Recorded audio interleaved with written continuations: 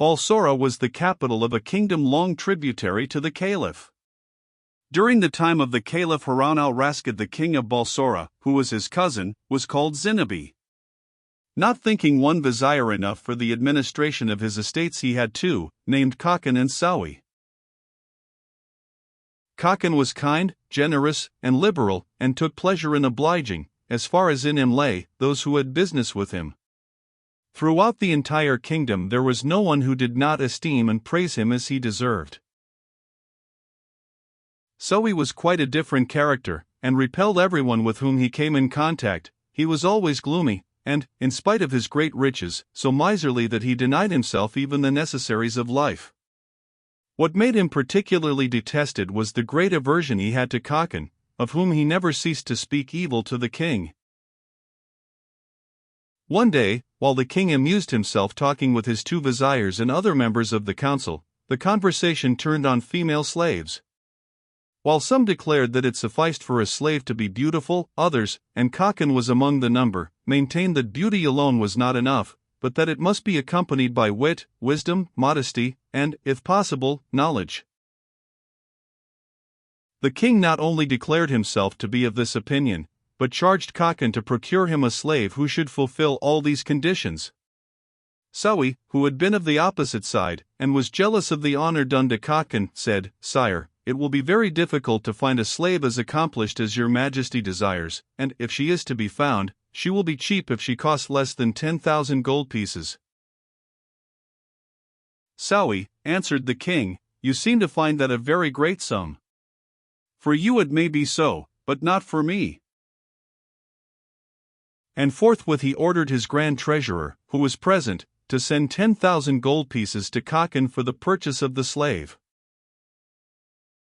As soon, then, as Khakan returned home, he sent for the dealers in female slaves, and charged them directly they had found such a one as he described to inform him.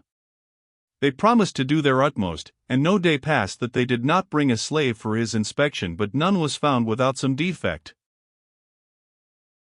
At length, early one morning, while Khakan was on his way to the king's palace, a dealer, throwing himself in his way, announced eagerly that a Persian merchant, arrived late the previous evening, had a slave to sell whose wit and wisdom were equal to her incomparable beauty.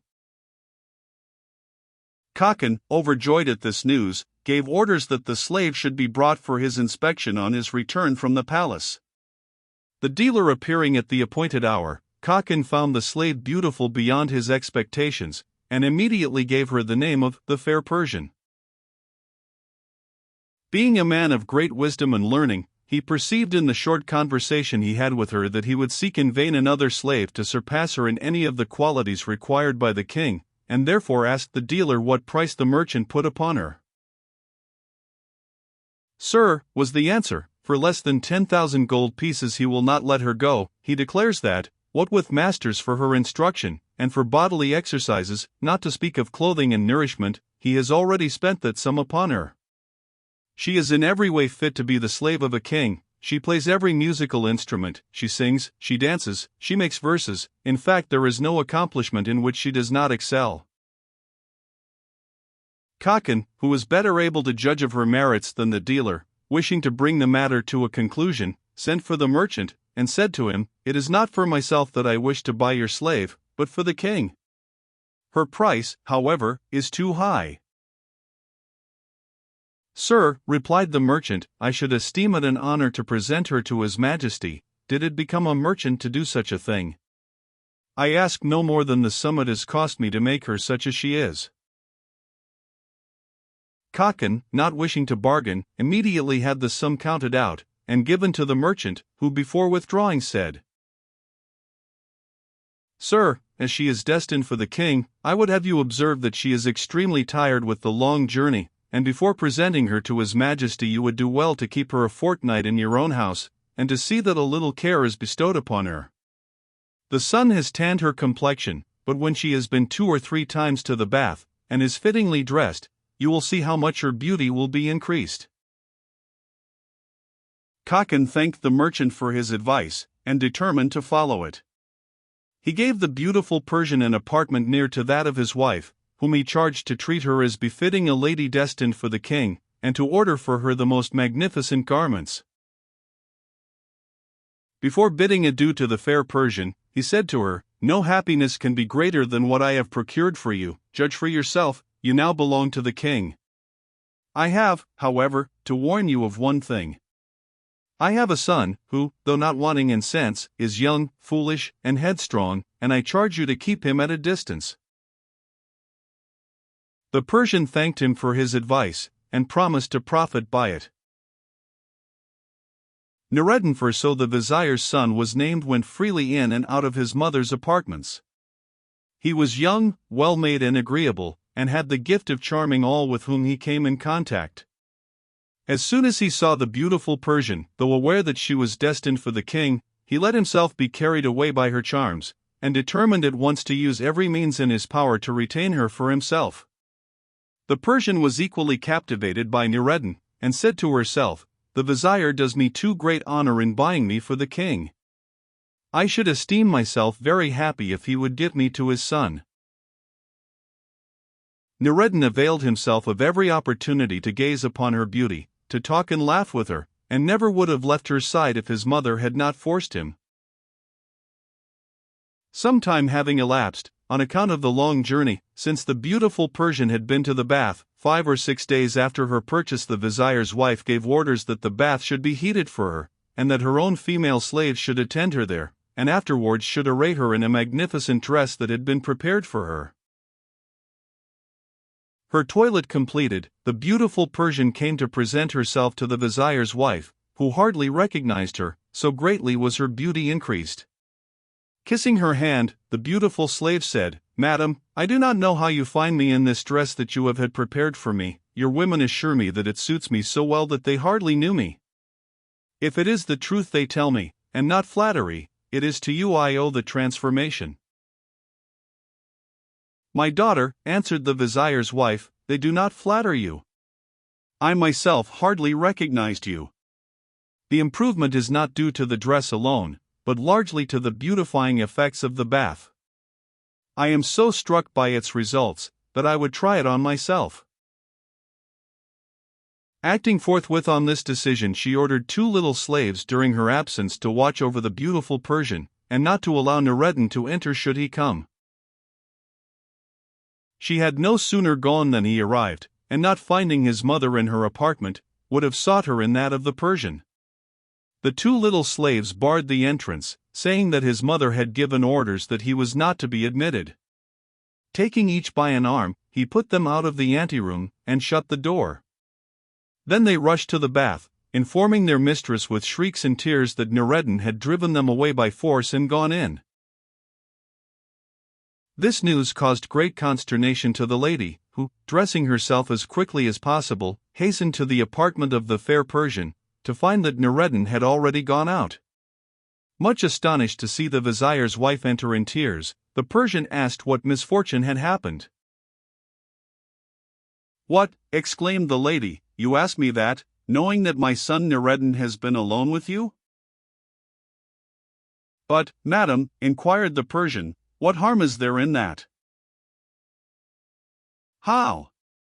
Has my husband not told you that you are destined for the king?" "Certainly, but Nureddin has just been to tell me that his father has changed his mind and has bestowed me upon him. I believed him, and so great is my affection for Nureddin that I would willingly pass my life with him." "Would to heaven," exclaimed the wife of the vizier, "that what you say were true, but Nureddin has deceived you, and his father will sacrifice him in vengeance for the wrong he has done." So saying, she wept bitterly, and all her slaves wept with her. Khacan, entering shortly after this, was much astonished to find his wife and her slaves in tears, and the beautiful Persian greatly perturbed. He inquired the cause, but for some time no answer was forthcoming. When his wife was at length sufficiently calm to inform him of what had happened, his rage and mortification knew no bounds. Wringing his hands and rending his beard, he exclaimed, "Wretched son! Thou destroyest not only thyself but thy father. The king will shed not only thy blood but mine. His wife tried to console him, saying, "Do not torment thyself. With the sale of my jewels I will obtain 10,000 gold pieces, and with this sum you will buy another slave." "Do not suppose," replied her husband, "that it is the loss of the money that affects me. My honor is at stake, and that is more precious to me than all my wealth. You know that Sawi is my mortal enemy. He will relate all this to the king, and you will see the consequences that will ensue." "My lord," said his wife, "I am quite aware of Sawi's baseness, and that he is capable of playing you this malicious trick. But how can he or anyone else know what takes place in this house?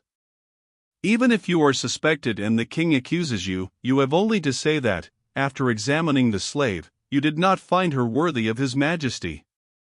Reassure yourself, and send to the dealers, saying that you are not satisfied, and wish them to find you another slave." This advice appearing reasonable, Khacan decided to follow it, but his wrath against his son did not abate. Nureddin dared not appear all that day, and fearing to take refuge with his usual associates in case his father should seek him there, he spent the day in a secluded garden where he was not known. He did not return home till after his father had gone to bed, and went out early next morning before the vizier awoke, and these precautions he kept up during an entire month. His mother, though knowing very well that he returned to the house every evening, dare not ask her husband to pardon him. At length she took courage and said, "My lord, I know that a son could not act more basely towards his father than Nureddin has done towards you, but after all will you now pardon him? Do you not consider the harm you may be doing yourself, and fear that malicious people, seeking the cause of your estrangement, may guess the real one?" "Madam," replied the vizier, "what you say is very just, but I cannot pardon Nureddin before I have mortified him as he deserves." "He will be sufficiently punished," answered the lady, "if you do as I suggest. In the evening, when he returns home, lie in wait for him and pretend that you will slay him. I will come to his aid, and while pointing out that you only yield his life at my supplications, you can force him to take the beautiful Persian on any conditions you please." Khacan agreed to follow this plan, and everything took place as arranged. On Nureddin's return, Khacan pretended to be about to slay him, but yielding to his wife's intercession, said to his son, "You owe your life to your mother. I pardon you on her intercession, and on the conditions that you take the beautiful Persian for your wife, and not your slave, that you never sell her, nor put her away." Nureddin, not hoping for so great indulgence, thanked his father, and vowed to do as he desired. Khacan was at great pains frequently to speak to the king of the difficulties attending the commission he had given him, but some whispers of what had actually taken place did reach Sawi's ears. More than a year after these events, the minister took a chill, leaving the bath while still heated to go out on important business. This resulted in inflammation of the lungs, which rapidly increased. The vizier, feeling that his end was at hand, sent for Nureddin, and charged him with his dying breath never to part with the beautiful Persian. Shortly afterwards he expired, leaving universal regret throughout the kingdom. Rich and poor alike followed him to the grave. Nureddin showed every mark of the deepest grief at his father's death, and for long refused to see anyone. At length a day came when, one of his friends being admitted, urged him strongly to be consoled, and to resume his former place in society. This advice Nureddin was not slow to follow, and soon he formed little society of 10 young men all about his own age, with whom he spent all his time in continual feasting and merrymaking. Sometimes the fair Persian consented to appear at these festivities, but she disapproved of this lavish expenditure, and did not scruple to warn Nureddin of the probable consequences. He, however, only laughed at her advice, saying that his father had always kept him in too great constraint, and that now he rejoiced at his newfound liberty. What added to the confusion in his affairs was that he refused to look into his accounts with his steward, sending him away every time he appeared with his book. "See only that I live well," he said, "and do not disturb me about anything else." Not only did Nureddin's friends constantly partake of his hospitality, but in every way they took advantage of his generosity. Everything of his that they admired, whether land, houses, baths, or any other source of his revenue, he immediately bestowed on them. In vain the Persian protested against the wrong he did himself. He continued to scatter with the same lavish hand. Throughout one entire year Nureddin did nothing but amuse himself, and dissipate the wealth his father had taken such pains to acquire. The year had barely elapsed, when one day, as they sat at table, there came a knock at the door. The slaves having been sent away, Nureddin went to open it himself. One of his friends had risen at the same time, but Nureddin was before him, and finding the intruder to be the steward, he went out and closed the door. The friend, curious to hear what passed between them, hid himself behind the hangings, and heard the following words. "My lord," said the steward, "I beg 1,000 pardons for interrupting you, but what I have long foreseen has taken place. Nothing remains of the sums you gave me for your expenses, and all other sources of income are also at end, having been transferred by you to others. If you wish me to remain in your service, furnish me with the necessary funds, else I must withdraw." So great was Nureddin's consternation that he had not a word to say in reply. The friend, who had been listening behind the curtain, immediately hastened to communicate the news to the rest of the company. "If this is so," they said, "we must cease to come here." Nureddin re-entering at that moment, they plainly saw, in spite of his efforts to dissemble, that what they had heard was the truth. One by one they rose, and each with a different excuse left the room, till presently he found himself alone, though little suspecting the resolution his friends had taken. Then, seeing the beautiful Persian, he confided to her the statement of the steward, with many expressions of regret for his own carelessness. "Had I but followed your advice, beautiful Persian," he said, "all this would not have happened, but at least I have this consolation, that I have spent my fortune in the company of friends who will not desert me in an hour of need. Tomorrow I will go to them, and amongst them they will lend me a sum sufficient to start in some business." Accordingly next morning early Nureddin went to seek his 10 friends, who all lived in the same street. Knocking at the door of the first-in-chief, the slave who opened it left him to wait in a hall while he announced his visit to his master. Nureddin, he heard him exclaim quite audibly, "Tell him, every time he calls, that I am not at home."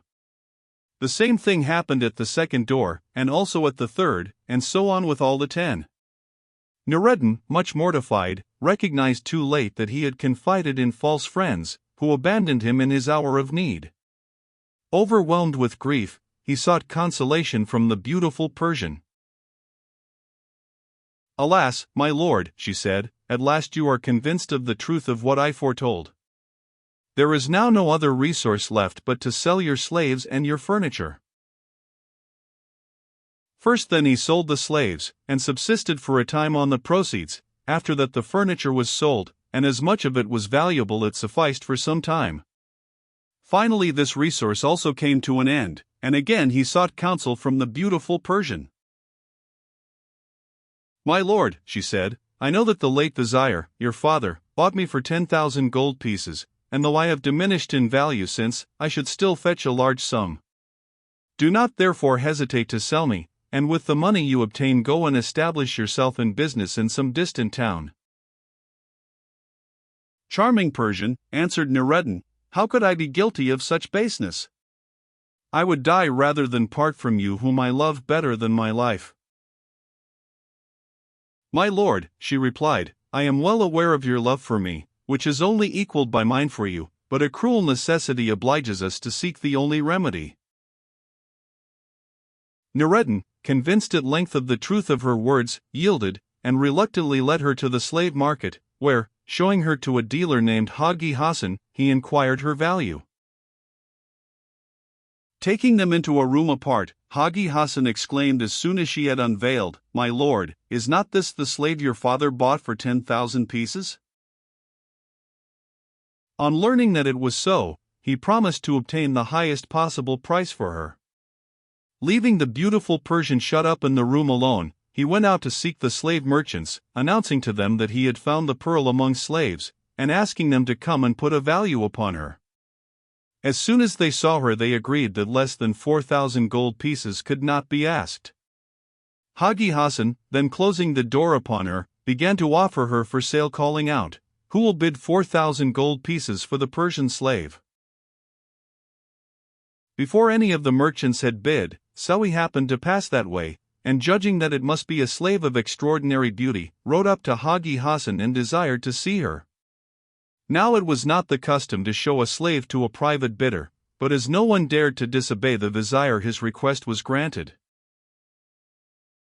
As soon as Sawi saw the Persian, he was so struck by her beauty that he immediately wished to possess her, and not knowing that she belonged to Nureddin, he desired Hagi Hassan to send for the owner and to conclude the bargain at once. Hagi Hassan then sought Nureddin, and told him that his slave was going far below her value, and that if Sawi bought her he was capable of not paying the money. "What you must do," he said, "is to pretend that you had no real intention of selling your slave, and only swore you would in a fit of anger against her. When I present her to Sawi, as if with your consent, you must step in, and with blows begin to lead her away." Nureddin did as Hagi Hassan advised, to the great wrath of Sawi, who, riding straight at him, endeavored to take the beautiful Persian from him by force.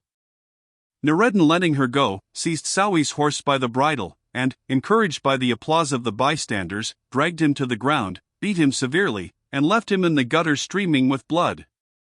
Then, taking the beautiful Persian, he returned home amidst the acclamations of the people, who detested Sawi so much that they would neither interfere in his behalf nor allow his slaves to protect him. Covered from head to foot with mire and streaming with blood, he rose, and leaning on two of his slaves went straight to the palace, where he demanded an audience of the king, to whom he related what had taken place in these words: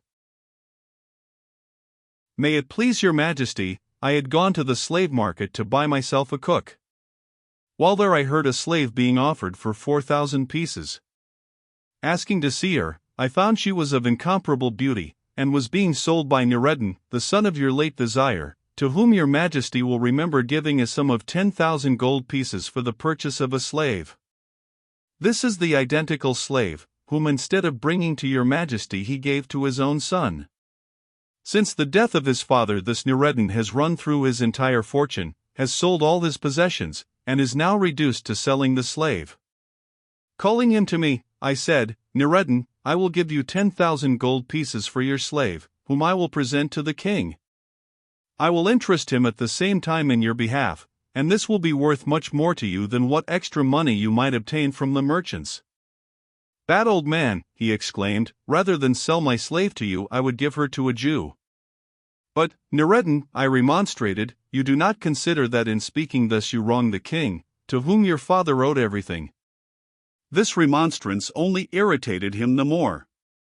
Throwing himself on me like a madman, he tore me from my horse, beat me to his heart's content, and left me in the state your majesty sees." So saying, Sawi turned aside his head and wept bitterly.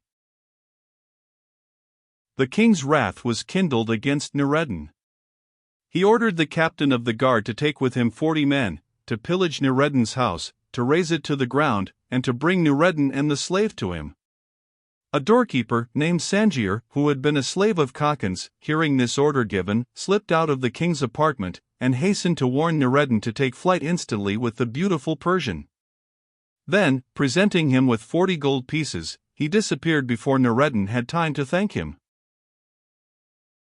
As soon, then, as the fair Persian had put on her veil, they fled together, and had the good fortune to get out of the town without being observed. At the mouth of the Euphrates they found a ship just about to start for Baghdad. They embarked, and immediately the anchor was raised and they set sail. When the captain of the guard reached Nureddin's house, he caused his soldiers to burst open the door and to enter by force, but no trace was to be found of Nureddin and his slave, nor could the neighbors give any information about them. When the king heard that they had escaped, he issued a proclamation that a reward of 1,000 gold pieces would be given to whoever would bring him Nureddin and the slave, but that, on the contrary, whoever hid them would be severely punished. Meanwhile, Nureddin and the fair Persian had safely reached Baghdad. When the vessel had come to an anchor, they paid 5 gold pieces for their passage and went ashore. Never having been in Baghdad before, they did not know where to seek a lodging. Wandering along the banks of the Tigris, they skirted a garden enclosed by a high wall. The gate was shut, but in front of it was an open vestibule with a sofa on either side. "Here," said Nureddin, "let us pass the night," and reclining on the sofas they soon fell asleep. Now this garden belonged to the Caliph. In the middle of it was a vast pavilion, whose superb saloon had 80 windows, each window having a luster, lit solely when the Caliph spent the evening there. Only the doorkeeper lived there, an old soldier named Ski Ibrahim, who had strict orders to be very careful whom he admitted, and never to allow anyone to sit on the sofas by the door. It happened that evening that he had gone out on an errand. When he came back and saw 2 persons asleep on the sofas, he was about to drive them out with blows, but drawing nearer he perceived that they were a handsome young man and beautiful young woman, and decided to awake them by gentler means. Nureddin, on being awoke, told the old man that they were strangers, and merely wished to pass the night there. "Come with me," said Ski Ibrahim, "I will lodge you better, and will show you a magnificent garden belonging to me." So saying, the doorkeeper led the way into the Caliph's garden, the beauties of which filled them with wonder and amazement. Nureddin took out 2 gold pieces, and giving them to Ski Ibrahim said, "I beg you to get us something to eat that we may make merry together." Being very avaricious, Ski Ibrahim determined to spend only the 10th part of the money and to keep the rest to himself. While he was gone, Nureddin and the Persian wandered through the gardens and went up the white marble staircase of the pavilion as far as the locked door of the saloon. On the return of Ski Ibrahim, they begged him to open it, and to allow them to enter and admire the magnificence within. Consenting, he brought not only the key, but a light, and immediately unlocked the door. Nureddin and the Persian, entering, were dazzled with the magnificence they beheld. The paintings and furniture were of astonishing beauty, and between each window was a silver arm holding a candle. Ski Ibrahim spread the table in front of a sofa, and all 3 ate together. When they had finished eating, Nureddin asked the old man to bring them a bottle of wine. "Heaven forbid," said Ski Ibrahim, "that I should come in contact with wine. I who have 4 times made the pilgrimage to Mecca, and have renounced wine forever." "You would, however, do us a great service in procuring us some," said Nureddin. "You need not touch it yourself.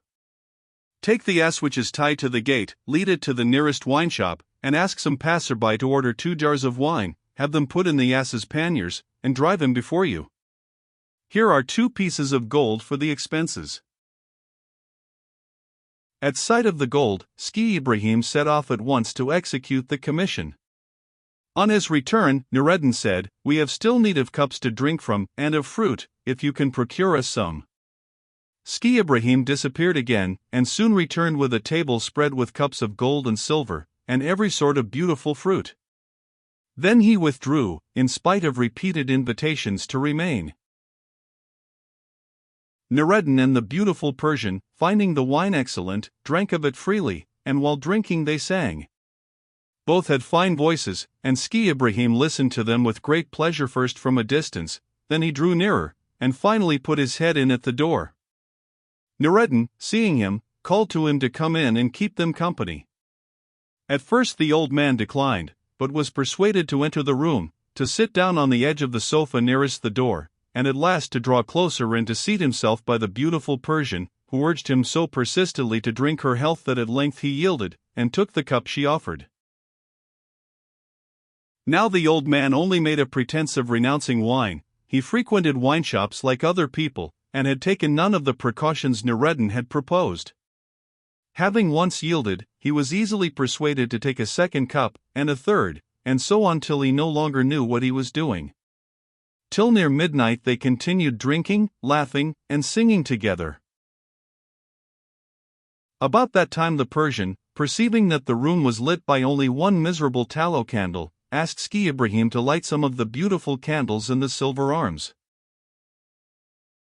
"Light them yourself," answered the old man. "You are younger than I, but let 5 or 6 be enough." She did not stop, however, till she had lit all the 80, but Ski-Ibrahim was not conscious of this, and when, soon after that, Noureddin proposed to have some of the lustres lit, he answered, "You are more capable of lighting them than I, but not more than 3. Noureddin, far from contenting himself with 3, lit all, and opened all the 80 windows. The Caliph Harun al-Rashid, chancing at that moment to open a window in the saloon of his palace looking on the garden, was surprised to see the pavilion brilliantly illuminated. Calling the Grand Vizier, Giafar, he said to him, "Negligent Vizier, look at the pavilion, and tell me why it is lit up when I am not there." When the Vizier saw that it was as the Caliph said, he trembled with fear, and immediately invented an excuse. "Commander of the Faithful," he said, "I must tell you that 4 or 5 days ago Ski-Ibrahim told me that he wished to have an assembly of the ministers of his mosque, and asked permission to hold it in the pavilion. I granted his request, but forgot since to mention it to your majesty."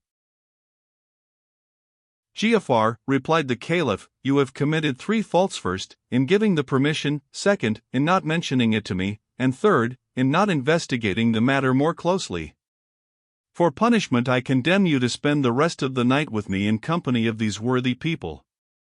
While I dress myself as a citizen, go and disguise yourself, and then come with me." When they reached the garden gate they found it open, to the great indignation of the Caliph. The door of the pavilion being also open, he went softly upstairs, and looked in at the half-closed door of the saloon.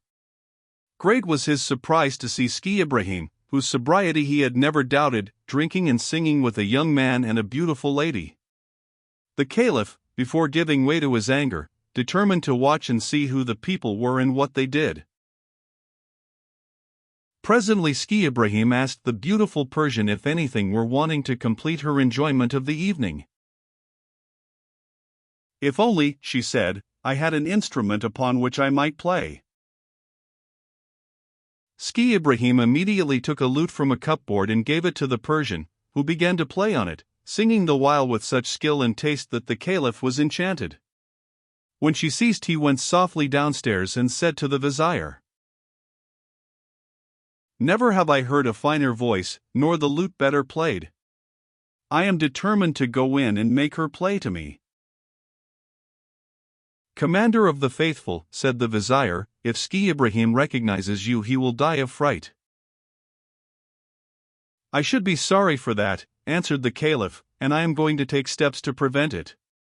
Wait here till I return."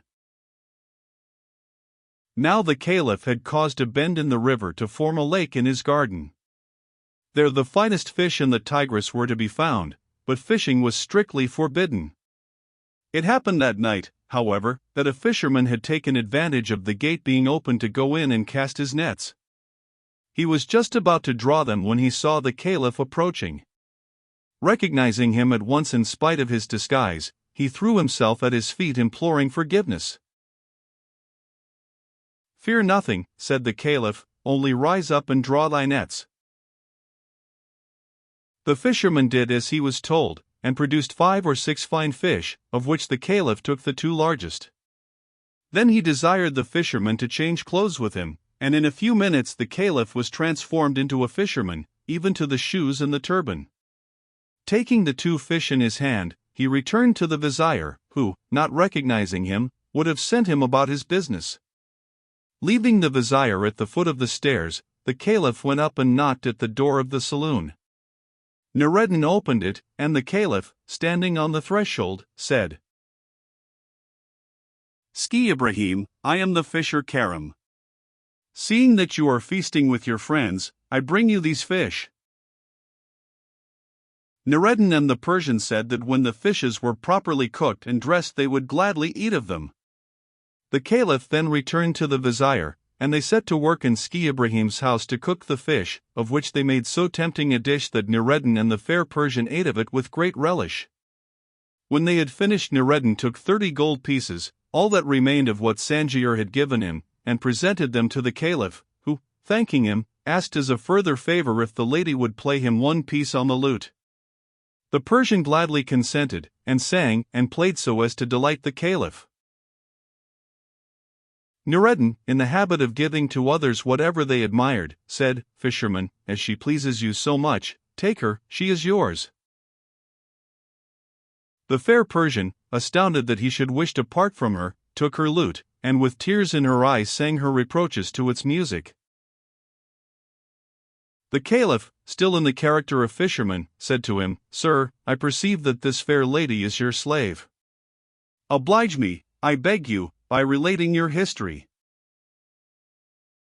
Nureddin willingly granted this request, and recounted everything from the purchase of the slave down to the present moment. "And where do you go now?" asked the Caliph. "Wherever the hand of Allah leads me," said Nureddin. "Then, if you will listen to me," said the Caliph, "you will immediately return to Balsora. I will give you a letter to the king, which will ensure you a good reception from him." "It is an unheard of thing," said Nureddin, "that a fisherman should be in correspondence with a king." "Let not that astonish you," answered the Caliph. "We studied together, and have always remained the best of friends, though fortune, while making him a king, left me a humble fisherman." The Caliph then took a sheet of paper, and wrote the following letter, at the top of which he put in very small characters this formula to show that he must be implicitly obeyed in the name of the most merciful God. Letter of the Caliph Harun al-Rashid to the King of Balsora. Harun al-Rashid, son of Mahdi, sends this letter to Muhammad Zinabi, his cousin. As soon as Nureddin, son of the Vizier Khakan, bearer of this letter, has given it to thee, and thou hast read it, take off thy royal mantle, put it on his shoulders, and seat him in thy place without fail. Farewell. The Caliph then gave this letter to Nureddin, who immediately set off, with only what little money he possessed when Sangier came to his assistance. The beautiful Persian, inconsolable at his departure, sank on a sofa bathed in tears. When Nureddin had left the room, Ski-Ibrahim, who had hitherto kept silence, said, "Karam, for 2 miserable fish thou hast received a purse and a slave. I tell thee I will take the slave, and as to the purse, if it contains silver thou mayst keep 1 piece, if gold then I will take all and give thee what copper pieces I have in my purse."